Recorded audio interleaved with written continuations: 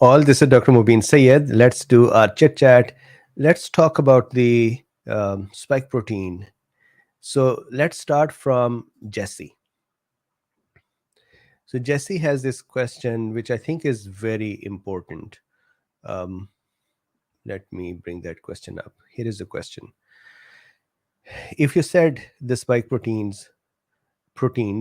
does not continue to replicate, how would these neurosymptoms that I'm now experiencing 6 months after my last shot, how does this work, please? So let's start with the diagrams. So my drawing tablet broke. So I'm using a different drawing tablet, which doesn't work with my previous software correctly. So I'm using a different software. So my apologies for this little difference. Okay, so what happens is, this is a very important concept. I believe two important things. One, the mitochondrial dysfunction, and the second one, autoantibodies. These two are at the heart of so many of the long COVID or vaccine injury pathologies. Even clotting by itself is not a phenomena. Clotting is promoted by endothelial inflammation, which in turn is either because of the long COVID spike or because of the autoantibodies. So when the distance is longer, so let's say 4 or 5 months, 6 months, then spike may not be getting produced. It will be the autoantibodies. So let's look at this mechanism. And I've discussed it before, and I'll discuss this once more tomorrow because there is another update to that study. So let's make that spike protein once more, but this time I'm only going to make the S1 trimer, or one of the S1s, right? And let's just say there are other S1s here. This is S2. Cool. So this is S2, this is S1, this is receptor binding motif. So there is receptor binding domain, and then within the domain is the receptor binding motif, right? Now, how big is the receptor binding motif? That is what I was kind of alluding to in my last talk. So let's go to that for a second. Did I close it? I think I may have. So no. If I go back here,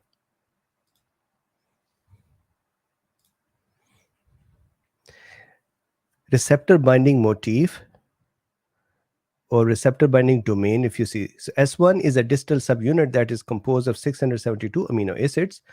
And then here, the receptor binding domain and two subdomains, it is a V-shaped ectotrimer, blah, blah, blah. I want to just see the receptor binding motifs length. So check this out. There are 17 amino acids of receptor binding domain in contact with 20 amino acids of ACE2. That's it. This is a very important point. 17 amino acid in contact with 20 amino acids. So let me draw that part now. What they're saying is there are 17 bricks, the protein bricks. So 1, 2, 3, continue going, 17. 1 to 17. Why am I hanging up on this one? Here is why. Our antibodies, they bind to anywhere from 8 to 14 in case of B cells, and then even up to 22 amino acids in case of T cells. So it is possible that one binding unit of an antibody can actually cover, so let's say this is the antibody, right? So this is the binding region. One binding region can cover majority of the 17. So let's say even up to 14. Here is the problem. This is the spike protein, correct? We made an antibody for the receptor binding domain, let's say 14 pieces of it. Then what we do is we make another antibody against this antibody that is called anti-idiotypical antibody. So you take this antibody, let's say if I represent that antibody here,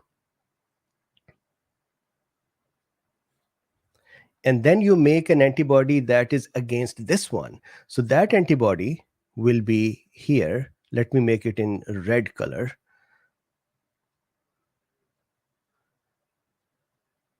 This is a new antibody that we are making against this antibody. So the first question that should come to your mind is why. So this is called actually Neil-Jern theory or network theory. It was given in 1960s as a theory which is now proven. And the theory was that when our body makes antibodies against some antigen, then at the same time our body also makes more antibodies against this antibody to clear it out.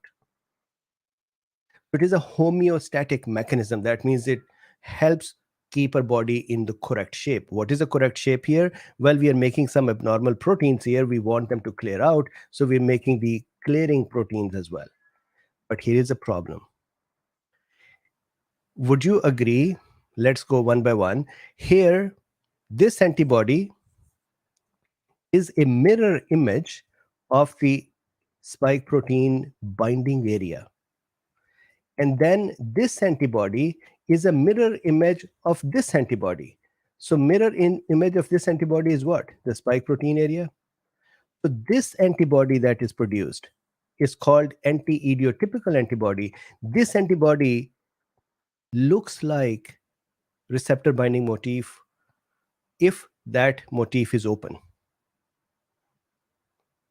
And now we have a problem. Now, it's not necessary that this can only happen with the vaccine. Actually, vaccine may be hiding the receptor binding motif, but SARS-CoV-2 motifs are open. So once this is formed, this antibody is sufficient to go and bind with the ACE2. On the ACE2 where this thing will bind, this antibody can bind as well. Now, when this antibody binds there are two possibilities. One possibility is that binding of this antibody here will stimulate ACE2, and that is bad. Or it would inhibit ACE2, that is bad. Or even it can cause downregulation of ACE2, that is also bad. So, Jesse, if I go back to your question, more than trying to figure out that how come 6 months later or a year later spikes are being produced, which is not going to be a mechanism except if somebody is immunocompromised and their immune system is not able to handle the virus and the virus has taken up residence for years in them, that's a different situation. In a healthy person, virus would have cleared out, the spike from the vaccine would have cleared out. It is the autoantibodies that are sitting in there. These autoantibodies are causing damage everywhere. Now, another thing that is very interesting, you would see that many long haulers, sometimes they feel totally fine, and then they sometimes do not feel well. So that hills and valleys, which is a possibility with many chronic diseases. These hills and valleys are a proof that the damage has yet not become permanent. Because if the damage has become permanent, then they would never recover. They would always be on one side. And this also tells that it is not the tissue itself that is causing the problem, because if the tissue was causing the problem, let's say brain or muscle or joint, then it would never heal. It is the immune system attacking it or chemical environment of the system that is not correct.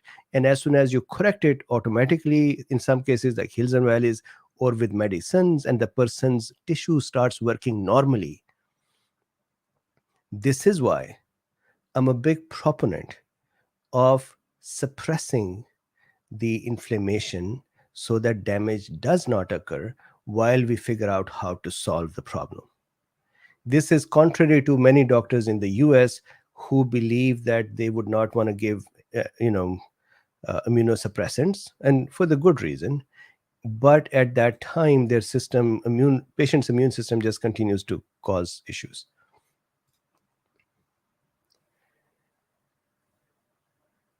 So Jesse says, thank you for the explanation. You're very welcome. With these autoantibodies, is there a solution? Can this get better, or will it continue to progress? Looking for hope. So far with long COVID, even if you don't do anything, usually the patient continues to become better. There are patients who don't, but majority of the patients that I've been observing, they continue to become better. I very recently presented a study that came out of Canada, where they were showing anti-nuclear antibodies.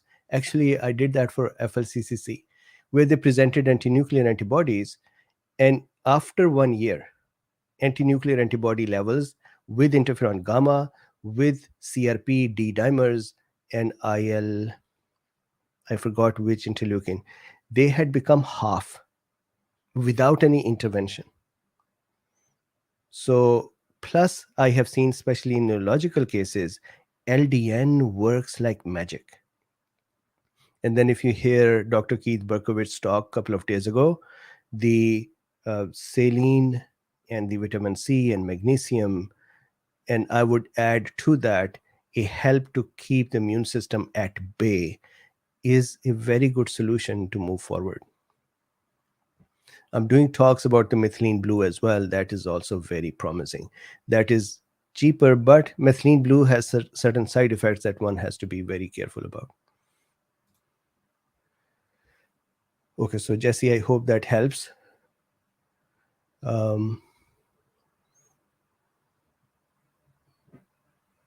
Steve says, those hills and valleys could be the exposure to that. Could be too. So it's not necessary that it is just the chronic disease. It could be re-exposures that we are mistaking as hills and valleys of long COVID. So yes.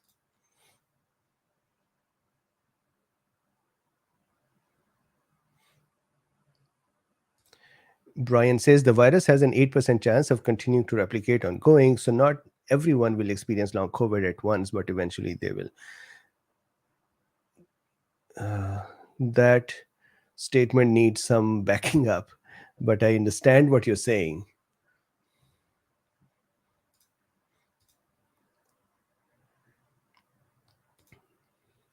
Trevor says there is an interesting theory that COVID can lay dormant in the body once the vaccine is introduced. Virus can no longer lay dormant, and my hidden long haul was discovered. Thoughts? Incorrect theory. Virus laying dormant is possible in immunocompromised. For example, in a study from South Africa, they showed a female who had HIV positive, and her HIV therapy had failed, and she became COVID positive. She was symptomatic for 10-12 days, and afterwards she became asymptomatic, but virus was in her even at 246th day. So that is possible.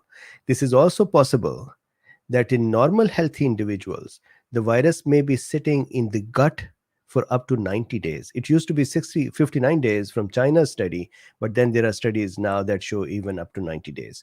So it is possible that in some people, virus can be sitting there, but it cannot be sitting dormant for a very long time. Now, once the vaccine is introduced, the virus can no longer lay dormant. That doesn't make sense. The thing that I'm trying to figure out is how would vaccine cause the virus not to be dormant?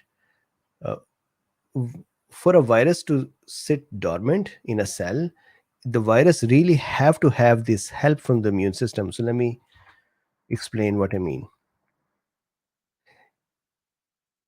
So let's say a healthy individual, not immunocompromised or immunosuppressed. This is their cell.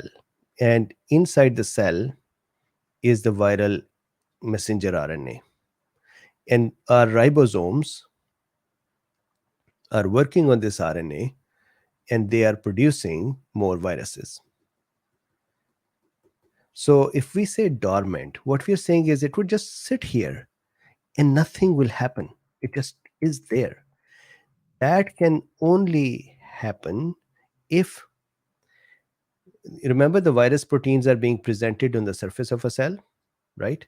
So MHC1 is presenting the viral proteins, plus the MHC1 levels in advanced case of the viral disease will become lower, and NK cells will come near, and these NK cells will really become very angry when they'll try to see if there is any MHC on the cell. Now, if the MHC is present and it is showing the viral protein pieces or antigens, then macrophages would come in, and dendritic cells would come in, and cytotoxic T cells would come in. These guys would attack here, and eventually they would start the immune system. Cytotoxic cells would come in, and they would bind here, and then these cells will become really angry and they would kill the cell. So the only way that this cell would survive is if the immune system isn't doing anything. That cannot happen in a healthy person.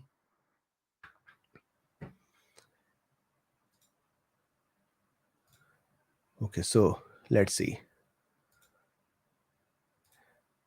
Brian says macrophages and monocytes are infected by the virus. So there is a theory that a macrophage might be. The thing is that fortunately these cells do not have ACE2s on them, so they are saved. But there is a study in which I saw that they say that these cells can become infected as well, and that is why monocyte can have S1 protein in them.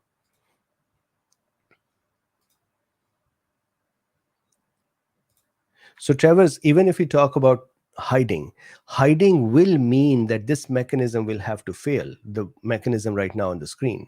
So you call it dormant or hiding, still our immune system has to let it go. The virus, there are some pathogens that can suppress the immune system to not do anything. SARS-CoV-2 is not that. SARS-CoV-2 actually causes the immune system to go mad and cause cytokine storm.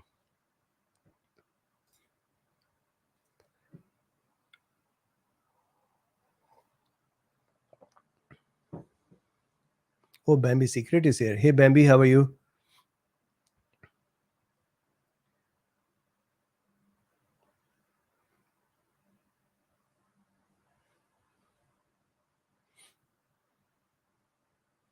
Okay, so more questions.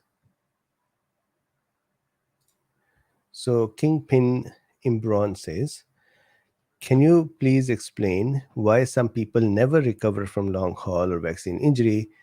I've seen people recover from COVID infection unvaccinated, but I've not seen someone recover post jab. No, so both are actually possibly, some can stay on for a long time, number one. Number two, both recover as well. If you take my wife's case, she has now for last 3-4 months never taken any medicine again, and she had it after vaccine. For a year she struggled with it, and now she is in a good state. Similarly, my niece had, which vaccine did she have? Pfizer, I believe, and she struggled for a year as well, and now she is recovered. But there are patients who I know more than a year who have not recovered. So I think there are both kinds of outcomes for both vaccine or long hauler COVID.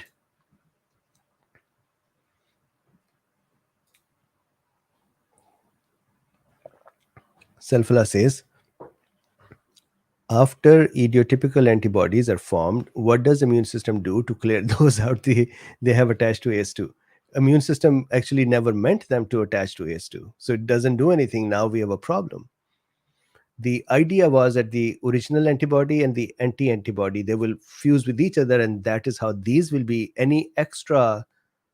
So if we go back here, imagine this is the antigen, spike protein pieces or virus pieces, and we make a bunch of antibodies to go after them.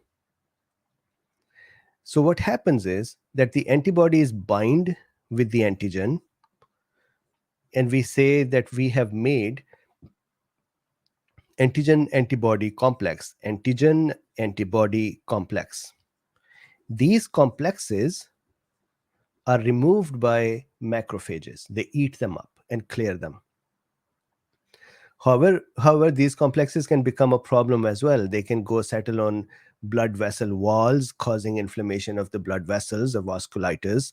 They can go and get stuck on the joint membranes, causing pain in joints. They can get stuck on the kidney membrane and causing kidney failures or kidney performance issues. They can go to liver, and macrophages can eat in the Kupffer cells of the liver, can eat them, and then there could be inflammation as well.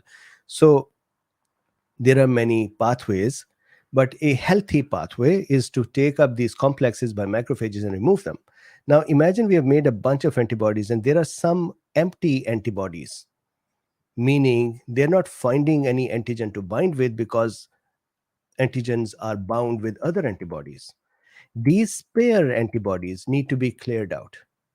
And to clear them out, our body makes anti-antibodies, which would bind with them, and these complexes will be taken up by the immune system and removed. However, if these anti-antibodies are in excess as well, because the body's whole inflammatory state is high, the cytokines for the inflammation are high, and we are making even these in larger quantities, then they are going to go and start binding with the ACE2 and cause problems. And antibody, when it binds with ACE2, is more dangerous compared to spike binding with ACE2. So you might say, what the heck? Yes. When an antibody binds with ACE2, it will do everything that spike can do. Plus, it would also activate complement. We call them biological functions of the antibodies. It will bind with the complement system. It would cause, we call it opsonization. The macrophages would come and bind with this, and they would start inflammation in here. Complement system would become activated. That would attack the cells here and cause inflammation. So antibody, when that settles on a tissue, that tissue starts crying that I am a goner. This thing is going to kill me now. It is much more dangerous than a spike protein or any other antigen. So I hope that answers your question.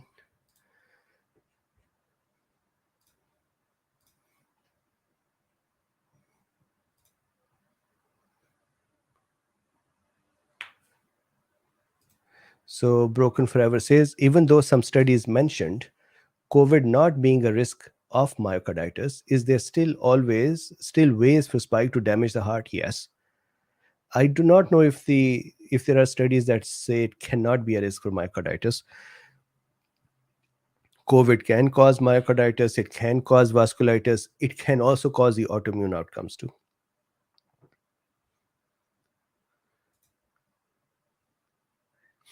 Okay, so Kharbajal says, isn't it possible for them to hide them suspecting virus, hide the COVID vaccine? Okay, for them to hide the COVID vaccine within the yearly flu vaccine because of the new hesitancy due to uncovered they cannot do that. At least in the US-like country, they cannot do this, that they hide and give a vaccine. They'll get in real trouble. But if you just look at the question on the surface and say, is it possible? Yeah, they can do it. I mean, anything is possible, but it will not go very well. Julian is here. Julian says 4:30 a.m. here. Wow.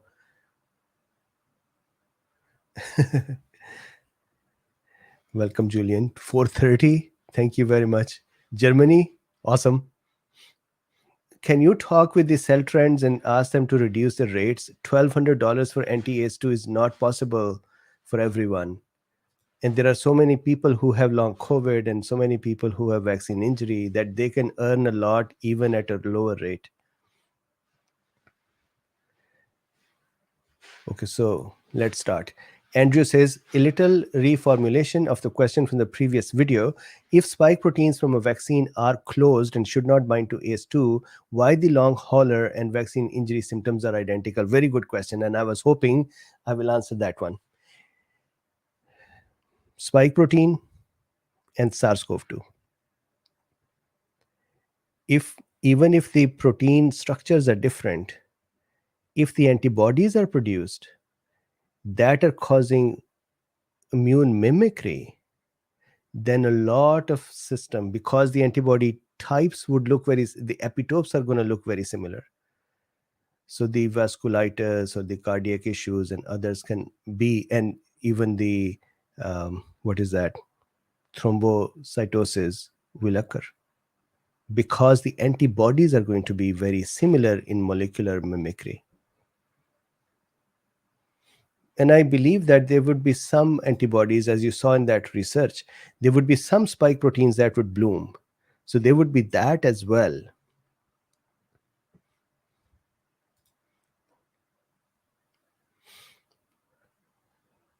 So let's see, there were more questions here. Dan had a question.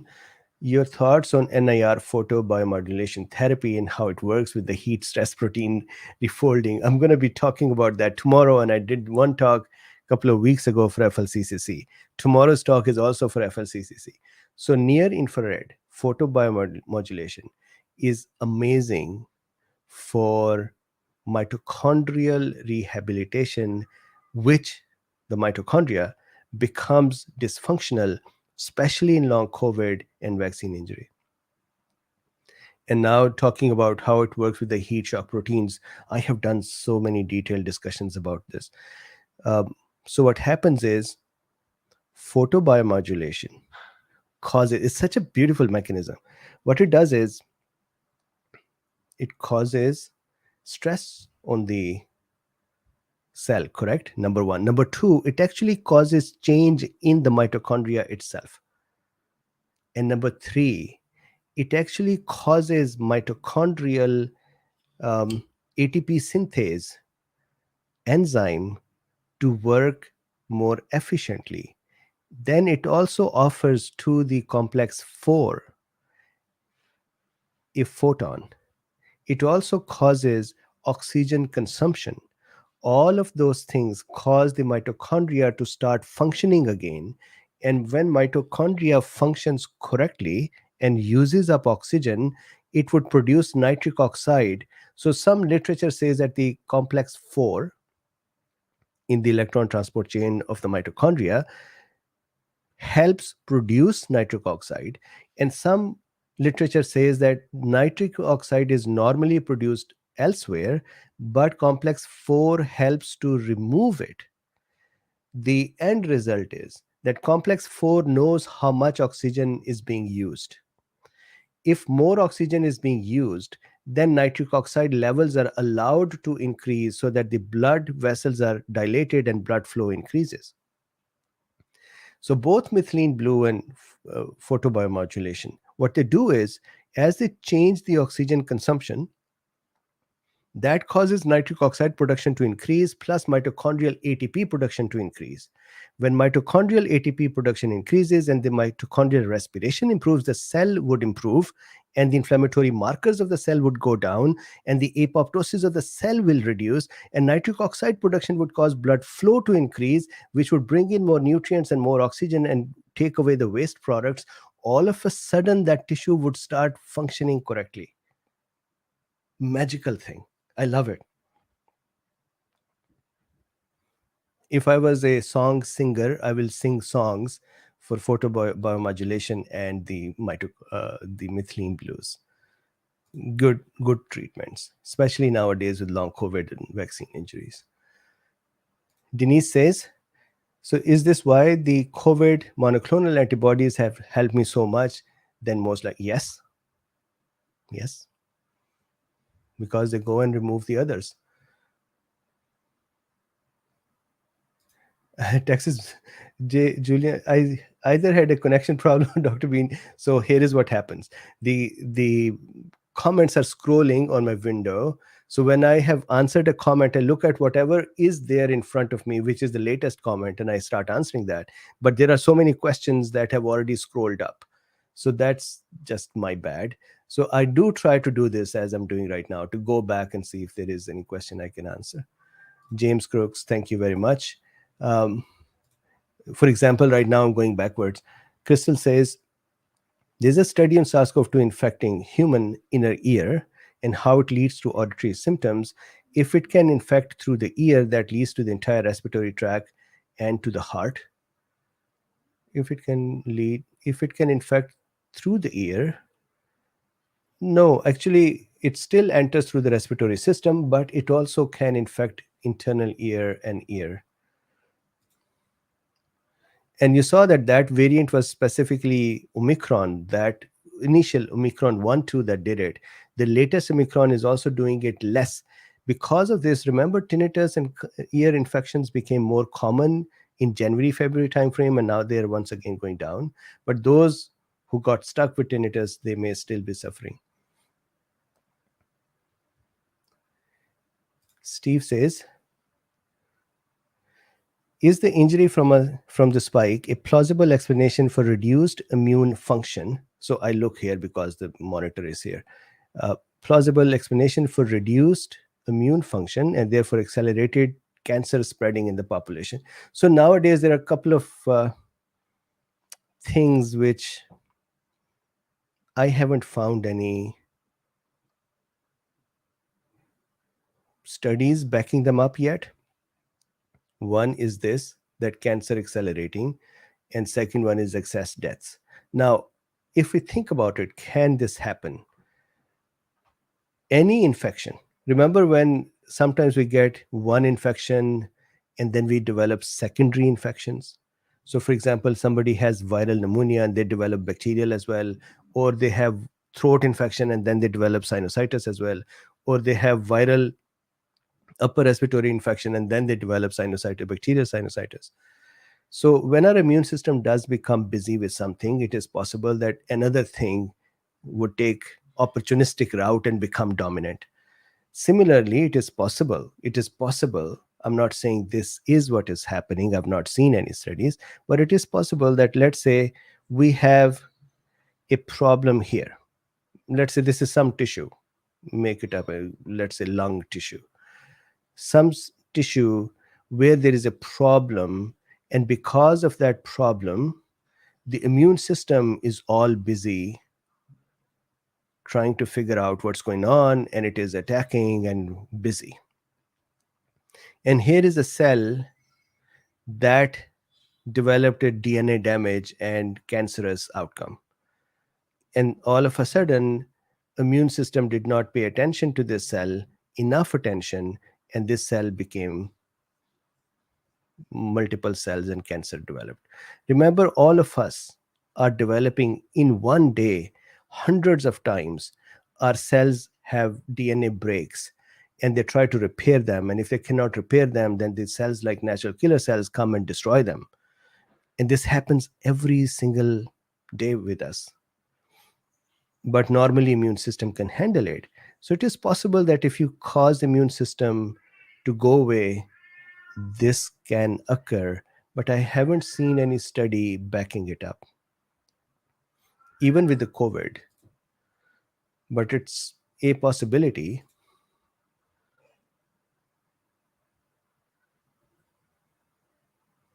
Okay, so I think I've gone backwards enough. Let's go to the front of the comments. Kini, so Luffy, he was here a few minutes ago before the lecture started. Barbara, that was Luffy. Okay, so the no says, can you explain what exactly is inflammation, how it works, and why inflammation has to occur? Such a simple question and such a large answer to this. Inflammation, why it is such a big answer for this simple question. More than 50% of the world population, when they die of an inflammatory state.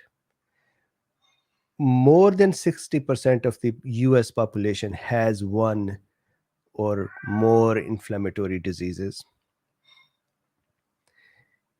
Inflammation's basic idea, and I was actually, the immunology book that I'm writing about inflammation in there as well. So I'm up on it at this time. The basic idea of inflammation is this immune system response and the cytokines and the immune cells coming in, and they're attacking the cells that are sick, and then the macrophages coming in and repairing the tissue. That all is inflammation. So the idea of inflammation is to defend ourselves and then to do a repair of the tissue.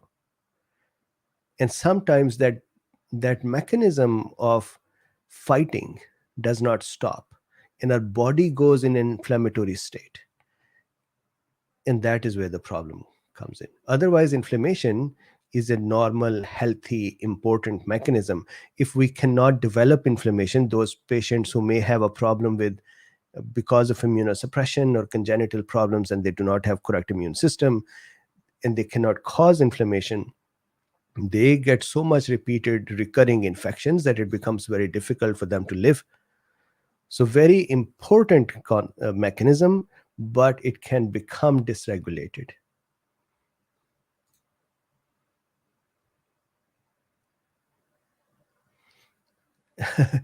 Lord Chunk says, always cooking when listening. So please, such good questions are asked and answered. Thank you, Dr. Bean and Cool Beans. You're very welcome. We are doing this after a long time. I saw our last chit chat was somewhere in October, so almost a month later. And I'm grateful that there are good questions that we can discuss. And I hope you're cooking something fun. Travers says, how is COVID different than EBV? So interestingly, every virus has its own properties. Every bacteria has its own property. Epstein-Barr virus is different in its nature, in its phenotype, in its genetics, in its receptors, in its behavior, in its reactivation. For example, one big deal with the EBV, which luckily is not true for SARS-CoV-2, is that the EBV genes integrate in our B cells, and then when the B cell go in the bone marrow and live there, they have the integrated genes of EBV. And when there is some inflammation in the bone marrow and the bone marrow becomes active, not for its normal function, but in an inflammatory state, and we really do not know exactly how those EBV gene can become reactivated and they can make EBV viruses, and all of a sudden the person has a relapse. Luckily, SARS-CoV-2 doesn't do that. So there are so many possibilities of difference. Yes, I talked about inflammation, but it wasn't complete, but I started that.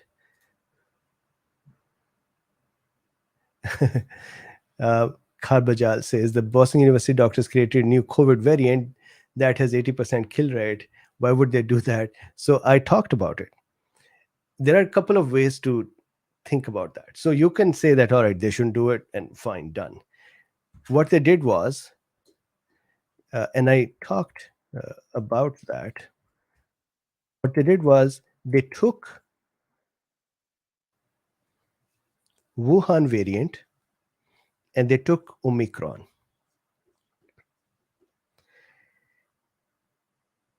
They took the body of Wuhan, body from here, and they took the spike from Omicron and joined them.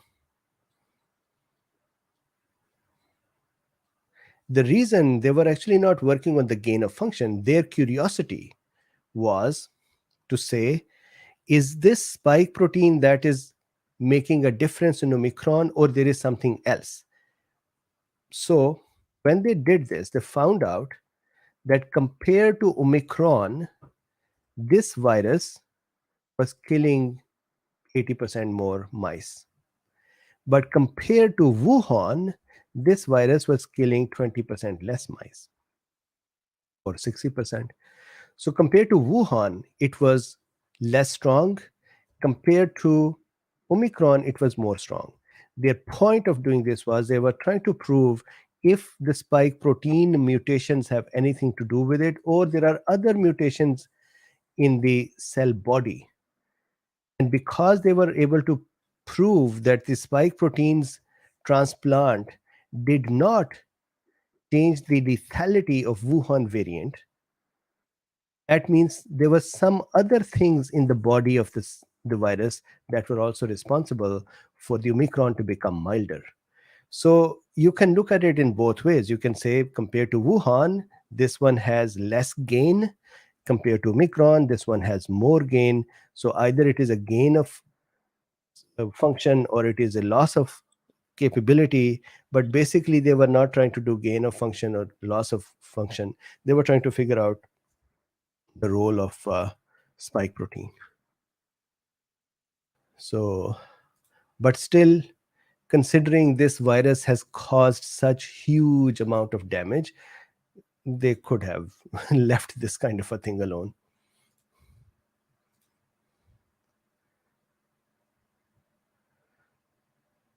Okay, so Mike T says, would using nitric oxide boosting supplements such yes help with endothelial? Absolutely. So I did a talk about this. When did I do this talk? Few weeks ago. I think I did that even on my channel. So the talk is this. Man, so we are doing all those talks once more. So check this out.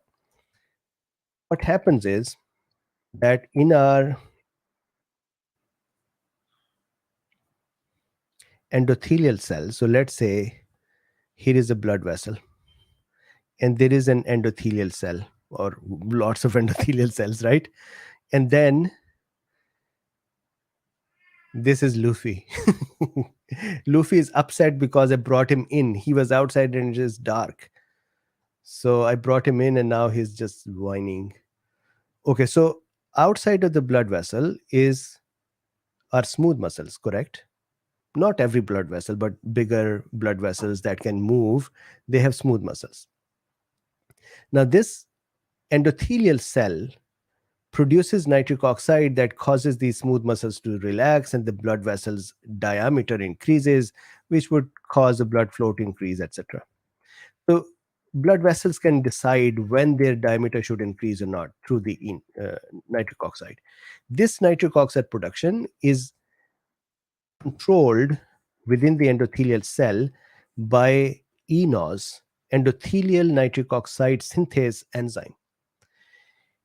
There is other cells, for example, epithelial cells, for example, the cells of the respiratory system or surface cells.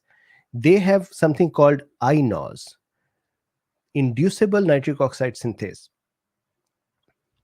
Now, when you give nitric oxide, let's say orally or parenterally, then most of this nitric oxide would cause a change in INOS behavior and not on the ENOS. Now, INOS is opposite to ENOS. INOS is inflammatory, ENOS is anti-inflammatory. And I did this discussion that ENOS would cause superoxide dismutase to be downregulated. ENOS would cause the NO to be produced, and that would cause thrombocytosis to be reduced. It would also cause intracellular adhesion molecule to be reduced. So these are all anti-inflammatory behaviors within the blood vessel. But INOS is pro-inflammatory. So if you give nitric oxide, studies said that causes more activity of INOS compared to ENOS. But if you give, as you are saying, levocitrulline or levoarginine or L-citrulline or arginine, what happens is when we are making nitric oxide, we give arginine, L-arginine, and when the nitric oxide is made, we are ending up with the levocitrulline. Then levocitrulline can recycle. So instead of providing nitric oxide, if you give levocitrulline or arginine, then the correct cells can pick up these material, the ones that need to make nitric oxide, they will pick up the material and make nitric oxide. So if endothelium is in problem, then that would cause ENOS activity. If epithelium is in problem, then INOS activity. So if nitric oxide is given for some specific reason, for example, cardiac issues, then that is fine. Otherwise, nitric oxide products or the metabolism products, these should be given levoarginine and levocitrulline. I hope that answers that question. And I do not know how many questions have now flown by, and I'm going to try to go find them.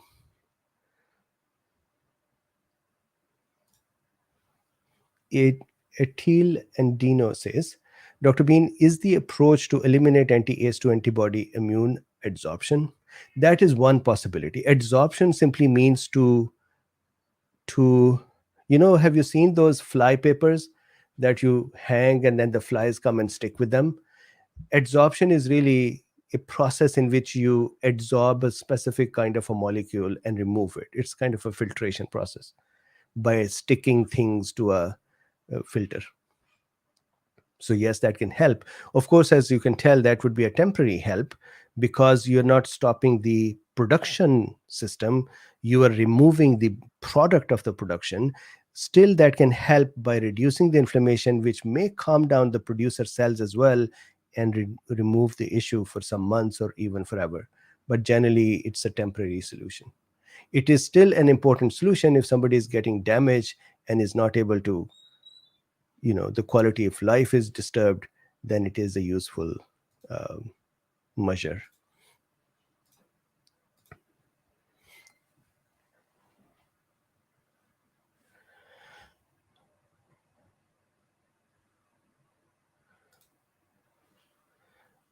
Lai says, if dandelion extract could limit the ability of spike to act out and kinase could remove it, would it help to reduce the virus ability to mess with us? Ideally, yes.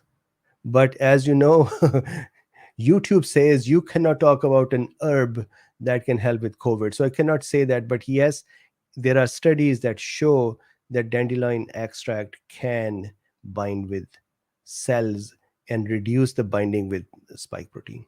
And I have done that discussion.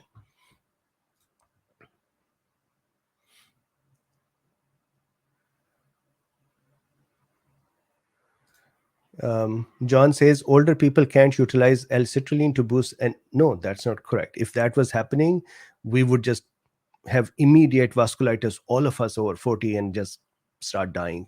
Yes, we are generally, as we age, our inflammatory state goes up because the cellular trashes and the cellular behaviors change. But we can do intermittent fasting. We can do uh, better care of our cells and clean them, and these things should work.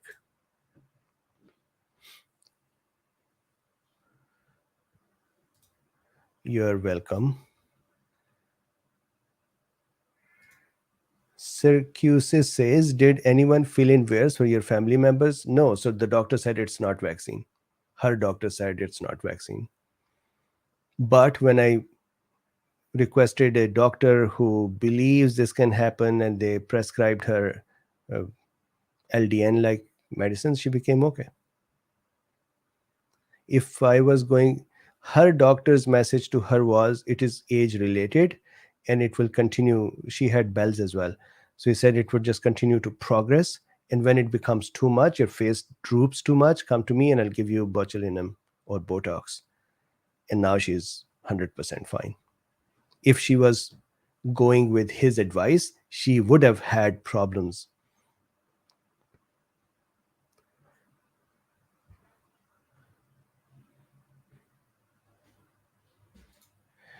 Meanwhile, in America, says, what is the mechanism that H1 and H2 blockers can reduce symptoms of long COVID? Yes, MCAS or histamine issues and bradykinin issues.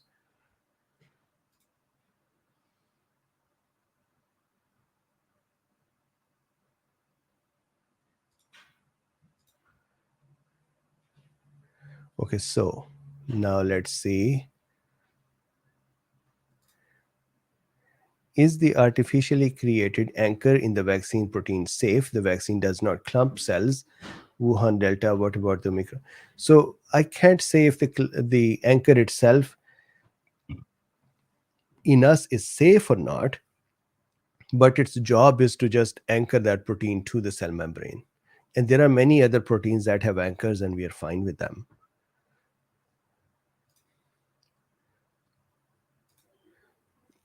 Etil says, if immune adsorption is only a band-aid solution, what is the approach to stop it at the source? So, couple of things.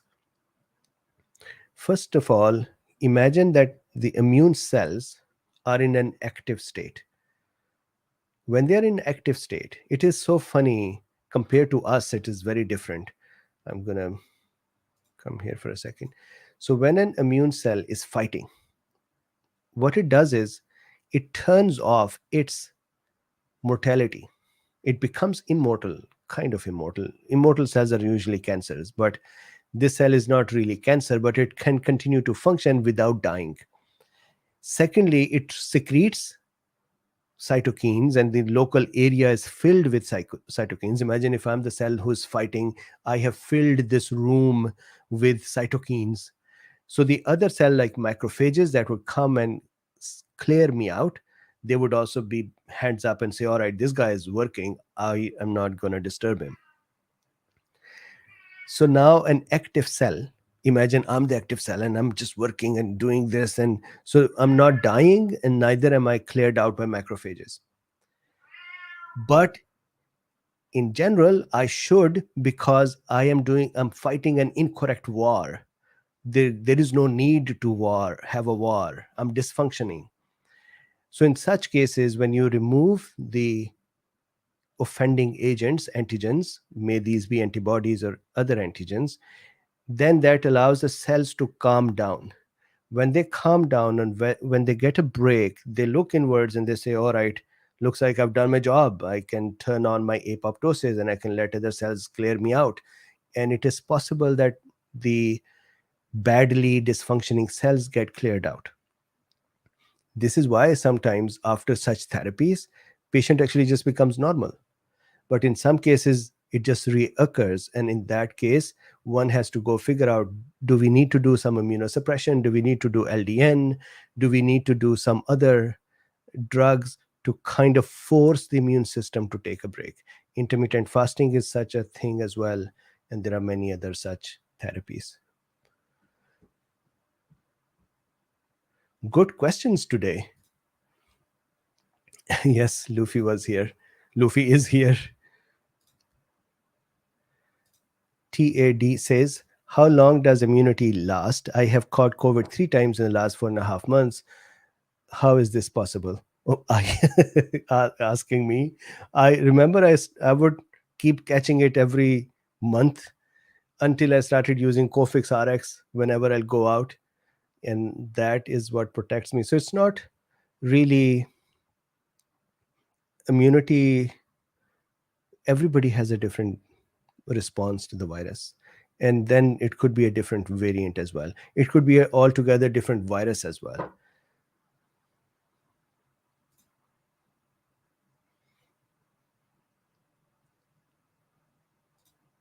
A study just came out that confirmed COVID doesn't cause that's, I know that study. It's an Israeli study that came out and that said there was no difference in myocarditis um, between COVID patients and non-COVID patient. And this study was before the vaccine, and they said that means everything is vaccine. And I talked about it as well. It is a bad study, and in my discussion I showed it. I can actually open it up right now and show it. Let me do that, for why it is a bad study. Such, I cannot imagine why. And then there is a very popular nurse presenter who took advantage of that study and did the nudge, nudge, wink, wink that, hey, this is what happens. And all of a sudden, he spread this like a fire everywhere. And I get so many questions about this every day. So, Israeli study about myocarditis.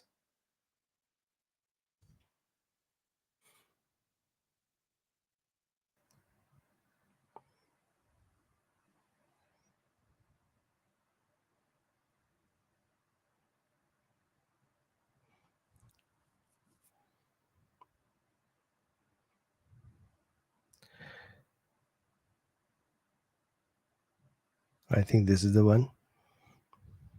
Study finds no increase in incidence of myocarditis after COVID.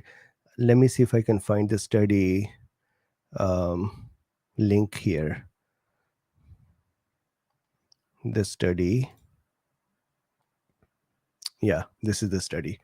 So let me show you something interesting in this one. I actually discussed it, so that's why it's on my tips. If I go for their ICD, so their ICD-10 code list that is in table S1. Let's go there. Where is it? Table supplementary material. Here. Oh, I have to download it. Let's bring it to, I think I had that table here. So 1 second. And sorry, I was not sharing my screen. So 1 second, let me share my screen. I'm going to bring in that study PDF.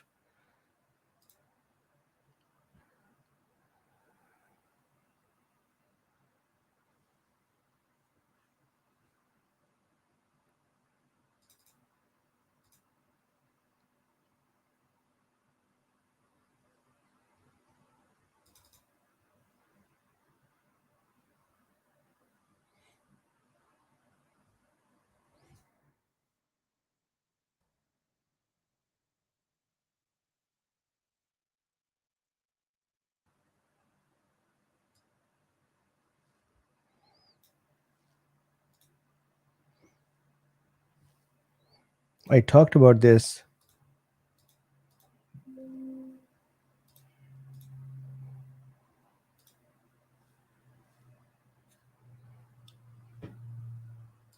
One second.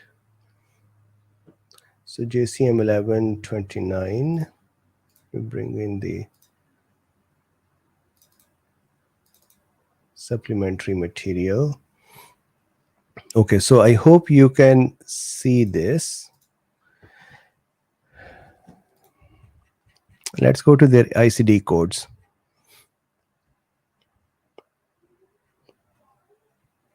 They use the following ICD code: I50, 50.1, 50.2, 50.21, 50.22, 23, and this. And then for 40, ICD 40, I40.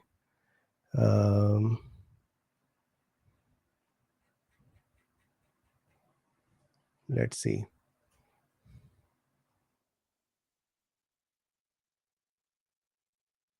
40 here as well. Or was it 30? Okay, so here they're using these. None of these are actually related to viral endocarditis or bacterial endocarditis or infective endocarditis or endocarditis for a specific reason. They took the endocarditis cases or myocarditis cases for unspecified myocarditis. They started counting that after 10 days of the symptoms. So if you take the same data extraction process of using the same ICD codes and go to Veterans Affairs and apply that, you would have the same no myocarditis because of COVID. So this was such a bad study. And then it was so funny that they said veterans.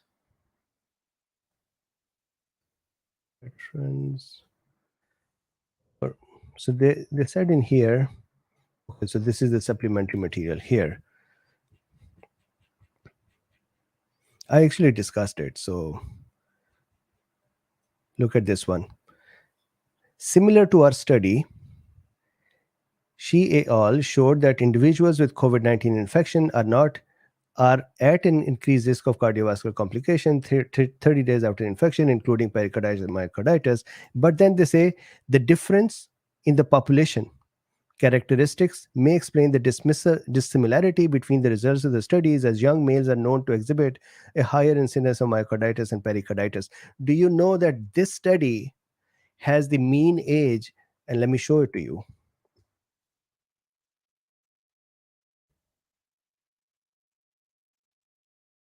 That's actually mean. Let's go for age.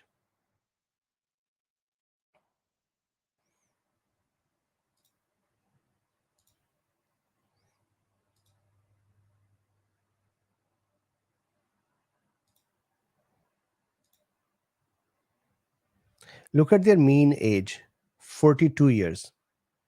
Do you know that the Veterans Affairs Hospital study, the mean age was 60 years?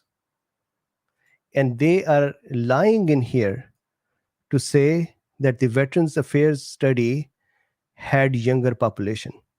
So this is a BS study. Sorry.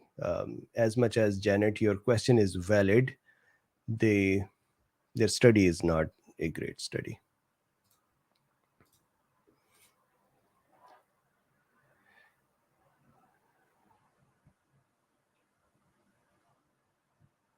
So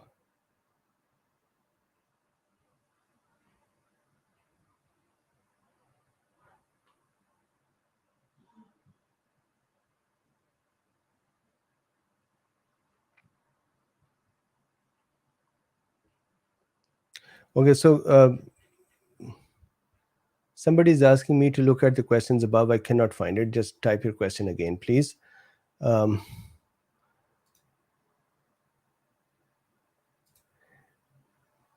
so Trevor says, what do you think of the idea that long hauler is low viral persistence? In some cases, it is possible that the GIT tissue can continue to harbor the virus for 90 days now.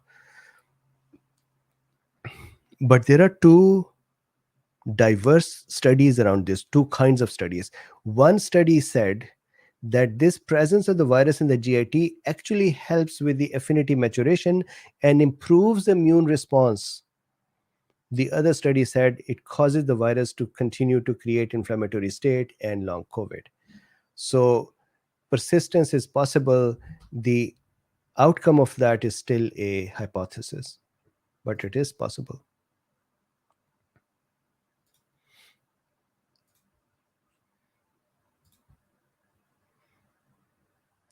Jesse says, can you look at your last super chat has become removed. It goes away after some time. So Jesse, can you just write your question once more? I'm sure it is there, but my window kind of breaks it at some point. So I cannot find it. Jesse, please, can you type it again? Okay, so what else? I want to close this study. It bothers me because of its low quality.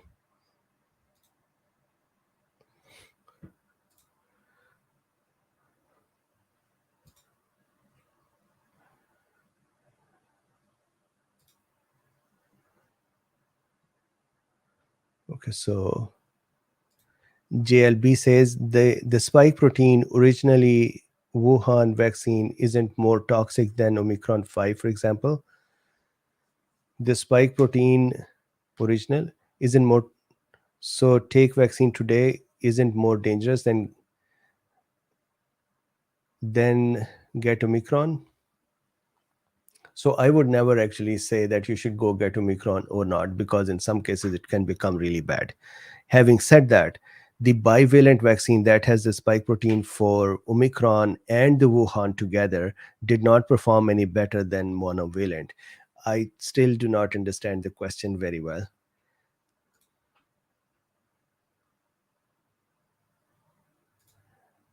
Myocarditis is extremely rare until vax for years. That's just so there are studies.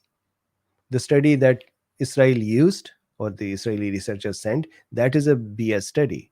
And there are so many studies that are showing this COVID related myocarditis as well. So this does not discount that vaccine can cause it too. But this is kind of an immature thing to do, to say, because I want to prove that vaccine causes myocarditis, I am going to say COVID does not. That's just, and I know the presenter who has created this rumor, and I know it's going to stick forever now. It's just people have to be more responsible for doing such things.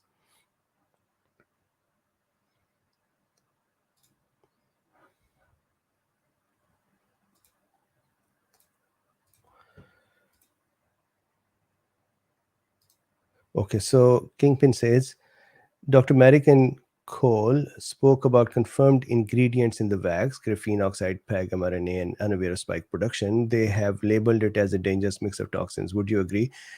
I haven't looked at those. So if they have said it and you believe that, then that's good for you.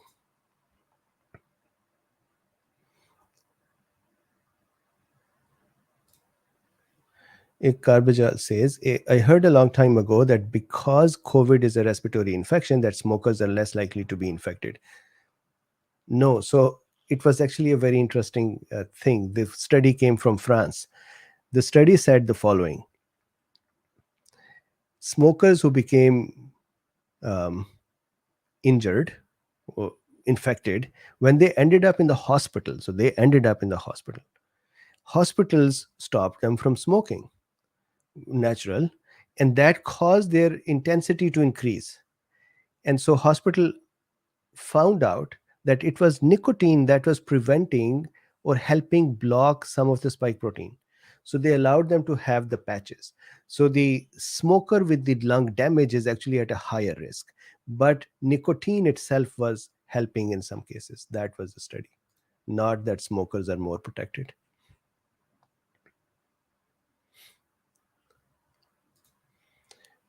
John says long hauler COVID possibly predominantly a circulatory problem in the capillaries. So vasculitis, small vessel vasculitis, large vessel vasculitis too, but I think with the COVID and or vaccine, the vasculitis type mostly that is observable is small vessel vasculitis, which is inflammation of the blood vessels.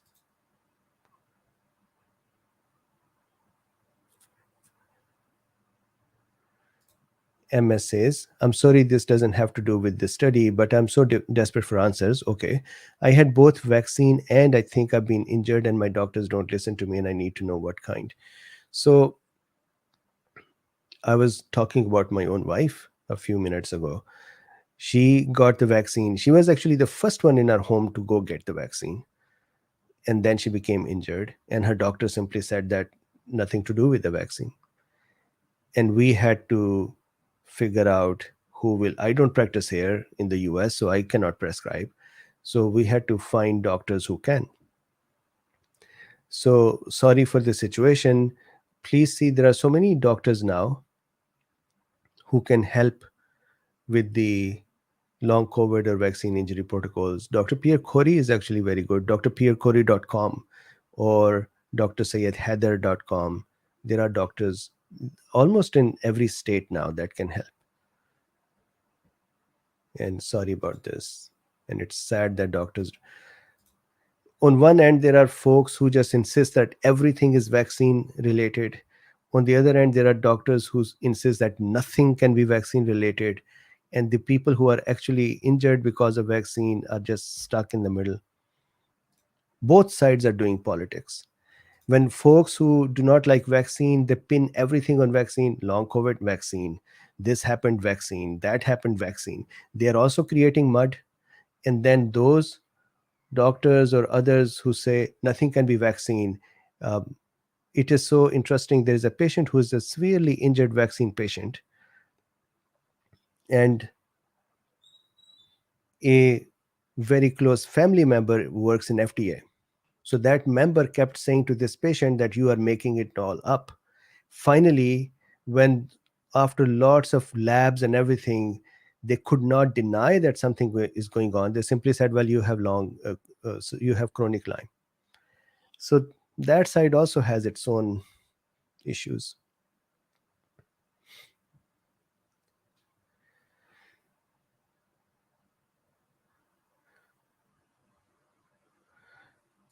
MS, I would really recommend to connect. I'm so sorry for this situation.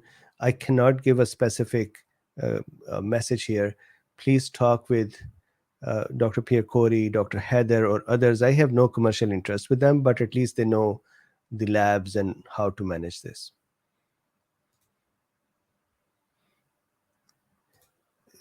That is correct, Emily, that the result of this is both sides are just winning. The folks who do not want to talk about vaccines, they are saying that, well, see, everything is vaccine. And then the folks who are saying everything is not vaccine, they both sides are so unreasonable. They continue to go find every single bit of message that can anchor their position. And even doctors are not acting like a doctor.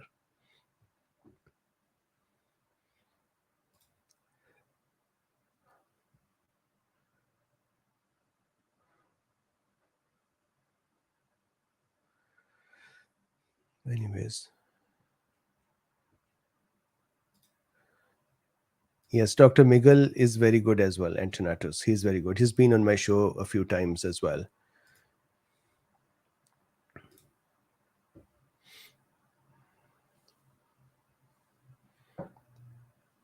Yes, React 19 is also helping. Yeah, there are many who are helping.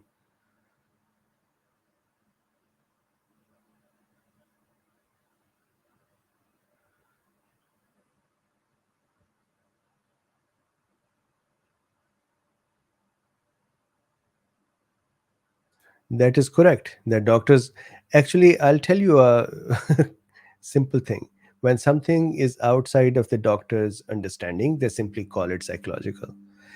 It is interesting that I would recommend that they look it up, they read about it.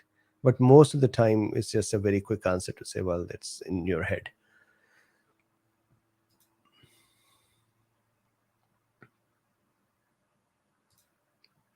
Yes, this was the study I did. Thank you.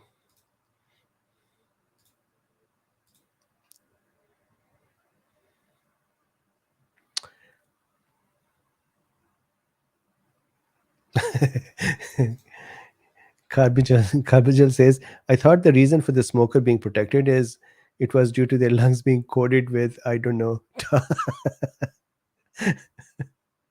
tar or resin that's unable to attach itself to. No, they are actually, their lung is quite damaged. They, even their cilia are not working correctly, and then things stick more.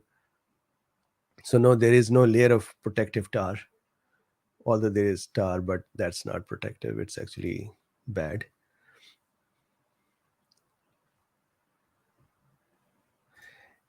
So Gaiza says, what do you think about meningitis vaccine being used as a placebo? I remember talking about it when I talked about AstraZeneca. It was strange, but at least they wanted to have an idea if the vaccine adjuvants can do some reactions.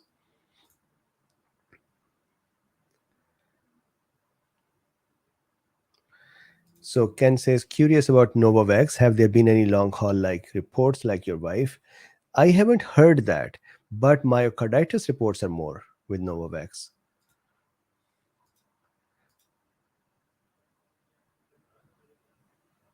Okay, so Jesse, I'm gonna scroll up and go find it. You should have it copy paste.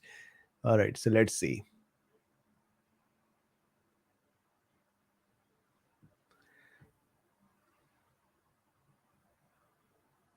Jesse.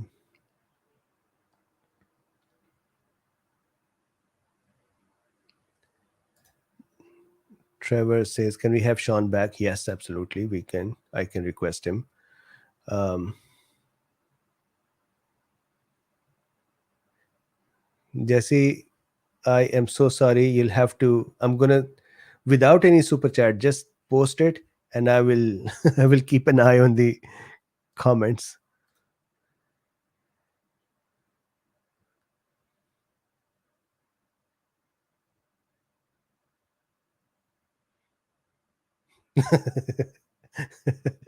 Okay, so the John that smokes cigars. Emma says, "Thank you. You're very welcome."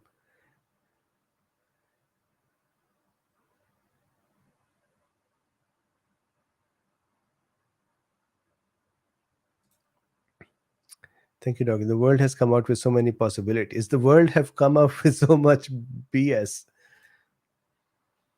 There are good studies, and there are just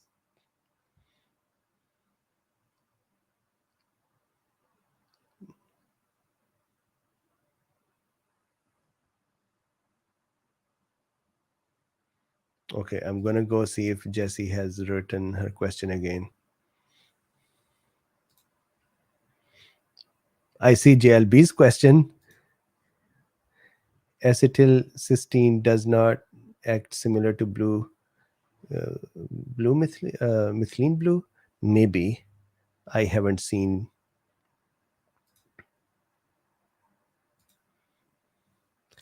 I can request Bree to come back as well. I can request her. It's up to them to come back or not. So Jesse, I'm looking for your question.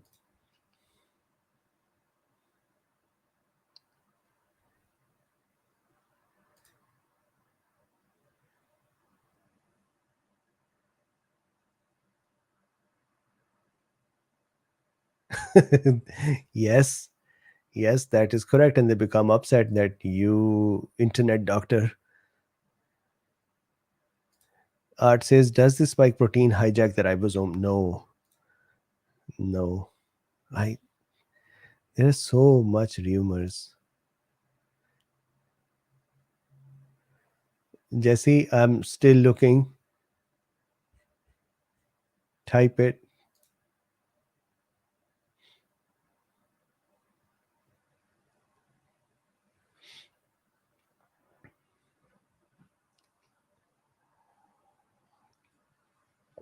My coffee has become cold.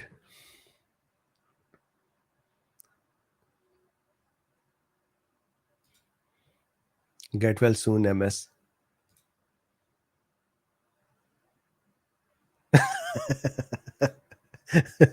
Julian says, the tar is a kind of protective skin in my lungs. Don't make fun of it. Sorry.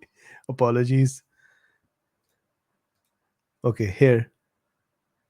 Jesse's question is in. So, question is, for someone like myself, I have never had COVID. Will I now be susceptible to not serious disease, or will my autoantibodies remember how to protect? So, if you never had COVID, then how would your body know that to protect you? Is this that you had vaccine? And there is another part. So, do autoantibodies destroy my immune system? So, autoantibodies depends what are they targeting to. They can target various tissues, various parts. So, no, it's not necessary that they destroy the immune system. They can cause inflammation, and they can destroy other tissues like joints or muscles, but still blood vessels. Anti-nuclear antibodies attack components within the cells. But no, it's not necessary that immune system is destroyed, but it there are autoimmune diseases of that kind as well.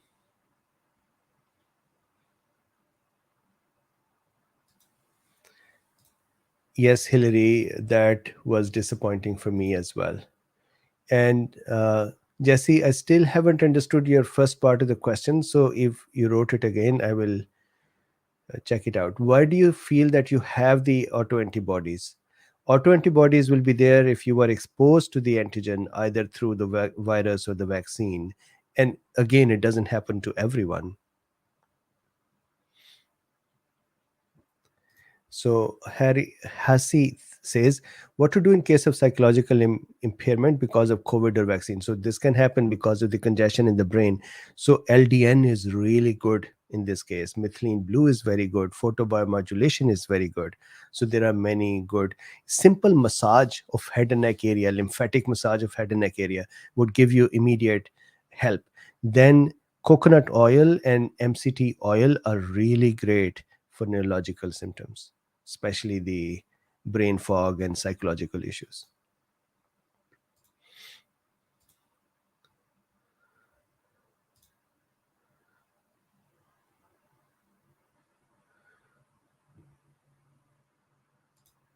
You're welcome.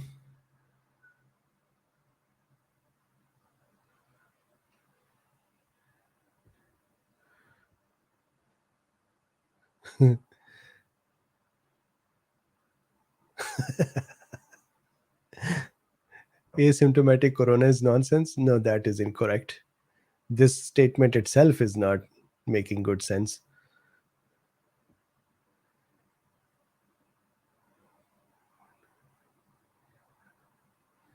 So Kingpin says, how does one know if they have wax injury, which is consistent, long haul, or immune? Many of these injuries are actually very similar to each other. So they have to see if there is a chronic inflammation, possibly autoantibodies like anti-AS2 antibodies. Um, and then if these FLCCC like protocols are helping, then that is kind of a sign that this was vaccine or COVID or combined.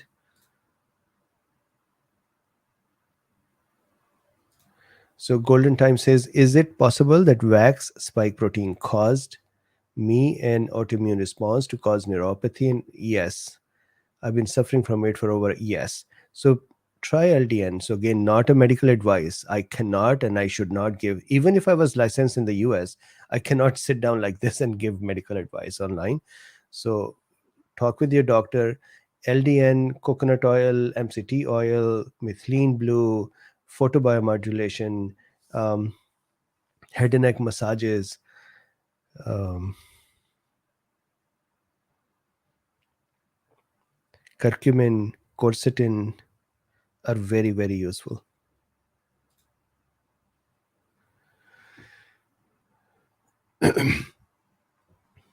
Patrick, the report that I studied from Australia, that did not say which age, that it just said cases.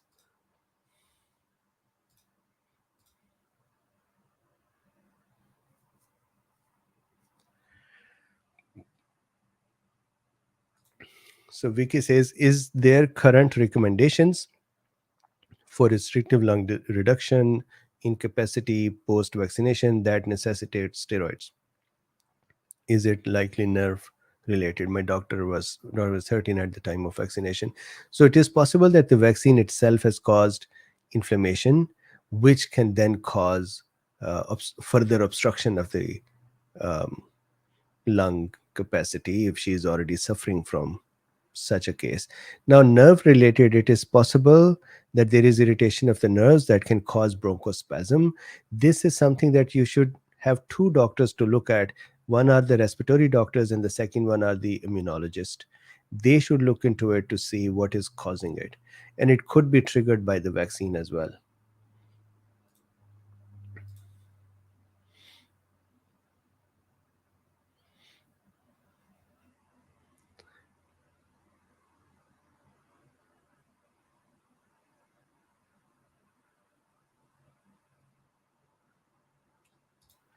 So, Shane, what happens is that sometimes when a person already has an autoimmune disease, then they have a propensity to have more autoimmune diseases or easier to trigger their immune system. Secondly, in women, T helper 2 pathway is taken more often compared to T helper 1 pathway. T helper 2 pathway is more related to autoimmune diseases because of the antibody production compared to T helper 1 pathway. So, if somebody is already in that kind of a state, if you give them something more, it can trigger it. So I cannot say for sure that this is what caused it, but there can be a trigger.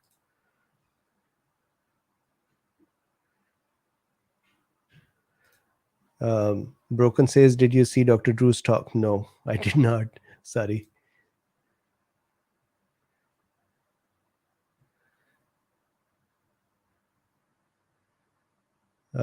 Jesse says, do you think Dr. Corey is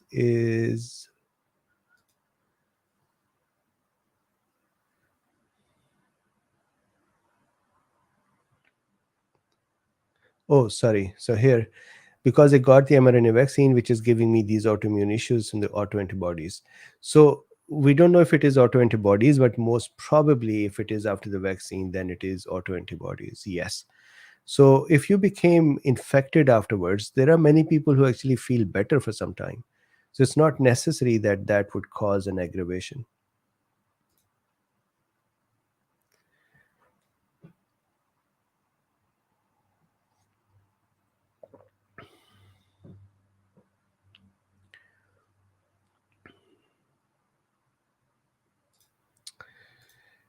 So with this, how about we break for today?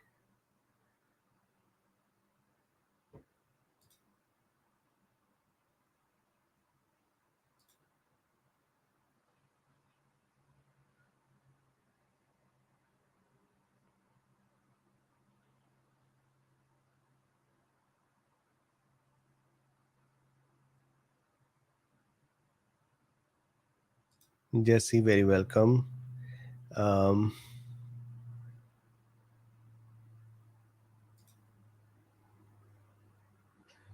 so let's break for today. I'm tired now. So thank you very much for being here. Thank you for interacting and discussing things. Maybe we do. I have had stopped chit chats because there was not much interest, but maybe we can do them once in a while. Thank you very much. I will see you tomorrow. Tomorrow is my wife's birthday as well, so I'll skip. But anyways, please like, subscribe, and share. And if you would like to support this work, the links are in the description. And I would see you again. Bye bye.